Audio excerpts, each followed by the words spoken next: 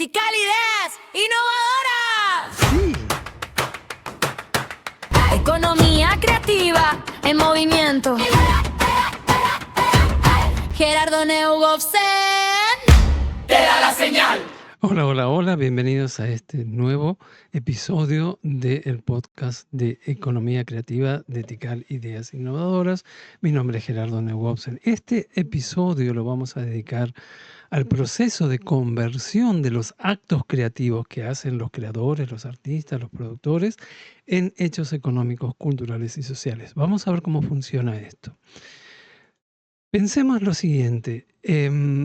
Cuando una persona tiene una idea, ¿sí?, que es el punto de partida, o observa un patrimonio, que puede ser un patrimonio arqueológico, histórico, etcétera, y piensa, cree, está convencido de que esa idea, ese patrimonio puede convertirse en algo valioso, de lo cual además esa persona puede vivir dignamente, y este es un punto muy importante en la economía creativa, vamos a introducir procesos creativos que van a transformar esa idea o ese patrimonio, básicamente 4 elementos. El primero es bienes tangibles, por ejemplo, un libro, una artesanía, una pieza de cerámica, una pieza de vestir, una joyería, un plato de comida típico, lo que podemos tocar, tangible.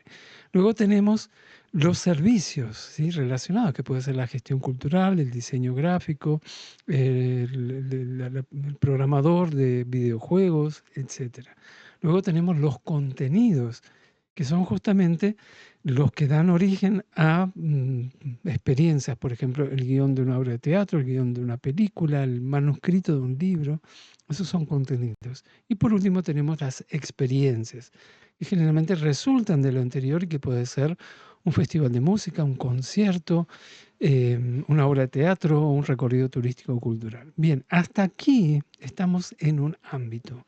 Ese es el ámbito de la creación, el ámbito de la producción, en donde esas ideas, de nuevo, a través de procesos creativos y procesos técnicos, se van a convertir en alguno de estos 4 elementos que no son excluyentes, obviamente. El siguiente paso es transformar esos actos creativos en hechos económicos, culturales y sociales, es decir, dotarlos del valor económico, social y cultural que va a hacer que esa idea se transforme en un recurso cultural, un recurso creativo valioso para la sociedad.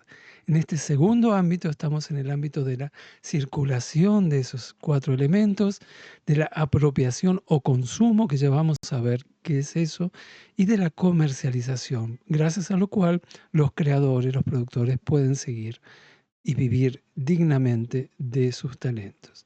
En este ámbito están los gestores culturales, están los emprendedores, las emprendedoras, los empresarios y también los funcionarios públicos que hacen posible que todo esto opere.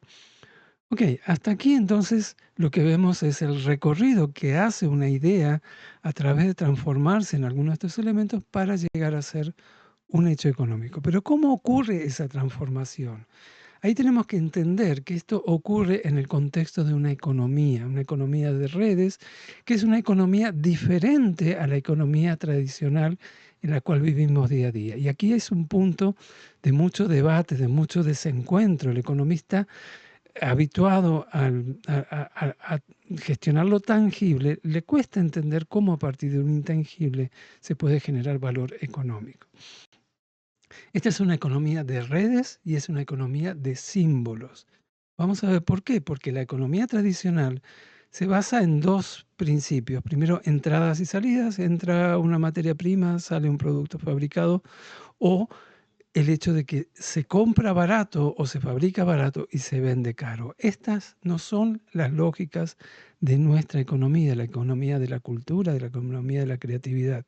No compramos barato una idea y la vendemos cara, ¿no? Entonces, ¿qué es lo que ocurre aquí? Esta es una economía de influencias, es una economía en donde vamos a estar incidiendo en las percepciones de valor que tienen los elementos culturales creativos en contextos de ecosistemas dinámicos y muy complejos, ¿sí? Son sistemas muy complejos en donde lo importante aquí es el valor simbólico, intangible, que tiene ese elemento cultural o creativo. Es decir, usted no compra un libro pidiendo 350 gramos de papel y 150 cc de tinta, ¿verdad? Usted va y dice, quiero este autor, quiero este libro. O usted no va al cine y alquila la butaca por el tiempo que dura la película, ¿verdad? Usted paga la entrada para poder disfrutar de lo que le están ofreciendo.